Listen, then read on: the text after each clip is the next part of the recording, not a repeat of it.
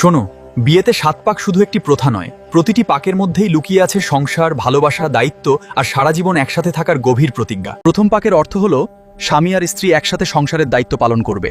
জীবনের খাদ্য, সংসার আর পরিবারের প্রয়োজন একসাথে পূরণ করার প্রতিজ্ঞা নেওয়া হয় এই পাকে। দ্বিতীয় পাক শেখায় দুজন একে অপরকে শক্তি দেবে। সুখে কিংবা দুঃখে, অসুস্থতা বা কঠিন সময়ে কখনো একে অপরের হাত ছেড়ে যাবে না। তৃতীয় পাকের মধ্যে থাকে সৎ পথে সংসার গড়ার প্রতিজ্ঞা। অন্যায় নয়, সততা আর সম্মানের সাথে সংসার চালানোর শিক্ষা দেয় এই পাক। চতুর্থ পাকের অর্থ হলো ভালোবাসা আর বিশ্বাস, কারণ বিশ্বাস ভেঙে গেলে সম্পর্ক বেঁচে থাকলেও হৃদয়ের দূরত্ব ধীরে ধীরে বেড়ে যায়। আর পঞ্চম পাক পরিবার আর ভবিষ্যৎ প্রজন্মের মঙ্গল কামনার প্রতীক। সন্তান, পরিবার আর আগামী দিনের সুখের জন্য একসাথে পথ চলার প্রতিজ্ঞা করা হয়।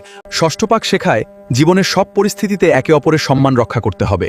রাগের সময়ও এমন কিছু বলা যাবে না যা সম্পর্ককে আঘাত দেয়। আর সপ্তম পাকের অর্থ হলো সারা জীবন বন্ধু হয়ে পাশে থাকা, কারণ সত্যিকার বিবাহ শুধু দুটি মানুষের নয়, এটি দুটি আত্মার পবিত্র বন্ধন। আমার কথাগুলো যদি হৃদয় স্পর্শ করে তবে লাইক এবং চ্যানেলটি সাবস্ক্রাইব করো।